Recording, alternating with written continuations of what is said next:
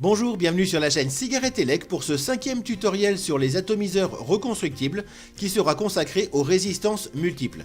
Certains plateaux sont prévus pour recevoir plus d'une résistance, 2 comme celui-ci, parfois 4 ou même davantage. On verra dans un premier chapitre les avantages et les inconvénients des montages en résistance multiples et on fera ensuite 2 chapitres sur les principales manières de monter des résistances multiples, les résistances en parallèle et enfin les résistances en série.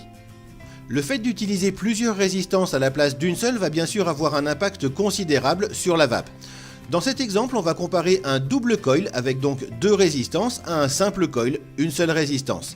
Deux manières de l'envisager, soit on utilise la même résistance que l'on double simplement, soit on va utiliser 2 résistances plus petites pour remplacer une seule résistance plus grande.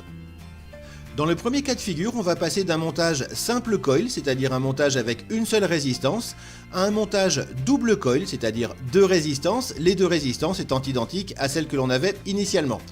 Dans ce cas de figure, le rendu des saveurs sera globalement identique, par contre la production de vapeur va doubler.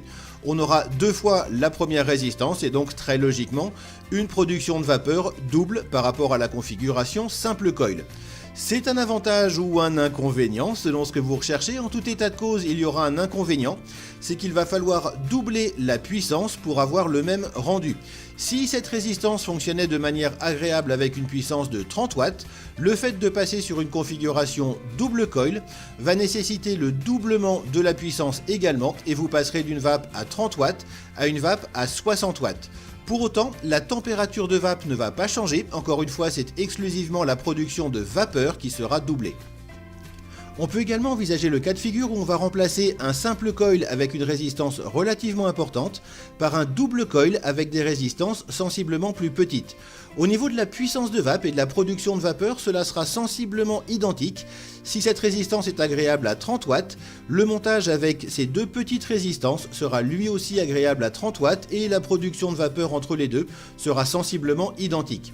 Les 2 avantages que l'on peut en retirer sont d'une part en termes de réactivité, les 2 petites résistances auront tendance à chauffer plus rapidement que la grosse résistance et cela pourra être un avantage, en particulier avec les très gros résistances sur lesquelles l'effet diesel, le temps de latence est relativement long. Le deuxième avantage sera en termes de capillarité, en particulier si les résistances ont toutes le même diamètre. Dans le cas du simple coil, on aura une seule mèche de coton pour assurer l'alimentation en liquide. On la doublera avec le montage en double coil, chaque résistance aura sa mèche de coton et du coup la capillarité sera nettement améliorée. L'inconvénient est évidemment de ce montage en double coil, c'est qu'il va falloir faire 2 résistances et il reste toujours plus simple de réaliser une seule résistance pour un montage simple coil. Quel que soit le montage que vous envisagiez, il est essentiel que les 2 résistances chauffent de la même manière et que la puissance se répartisse de manière égale entre les deux.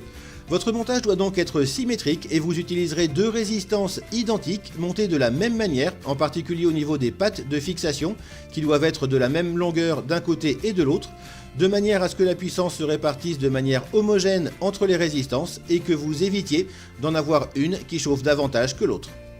Du point de vue des connexions, il existe 2 manières de réaliser des montages avec plusieurs résistances, le montage en parallèle qui est de très loin le plus répandu et le montage en série. Dans le cas du montage en parallèle, chacune des résistances est en contact direct avec le plot négatif et le plot positif de la batterie. La plupart des plateaux sont prévus pour ce style de montage et sur celui-ci par exemple, cette résistance est en contact avec le positif et le négatif, autant que cette résistance est en contact avec le positif et le négatif également. Le point essentiel à retenir absolument avec les montages en parallèle est que la valeur de la résistance de l'ensemble est toujours sensiblement inférieure à la résistance d'un seul coil. La formule est la suivante et si par exemple vous utilisez un double coil avec des résistances qui font chacune 1 ohm, la résistance de l'ensemble en parallèle ne sera que de 0,5 ohm. C'est un point essentiel, en particulier si vous utilisez un mode mécanique, la valeur de la résistance des montages en parallèle descend très rapidement.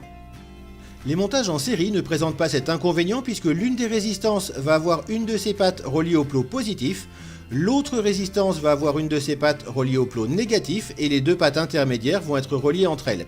Le courant va donc devoir passer successivement par une résistance puis par l'autre et la valeur de la résistance de l'ensemble sera tout simplement le cumul des résistances. Si, avec un montage en série, vous utilisez deux résistances de 1 ohm, la valeur de la résistance de votre montage sera de 2 ohms. On évite donc ainsi les résistances très basses que l'on a en parallèle. Si vous avez la moindre question sur le contenu de cette vidéo ou sur n'importe quel produit de notre catalogue, n'hésitez pas soit à consulter le centre d'aide sur le site cigaretteelec.fr ou à nous contacter par email, téléphone ou sur la messagerie du site, on se fera un plaisir de vous répondre. Toute l'équipe de Cigarette Elec se joint à moi pour vous remercier d'avoir suivi cette vidéo et vous souhaiter une excellente vape.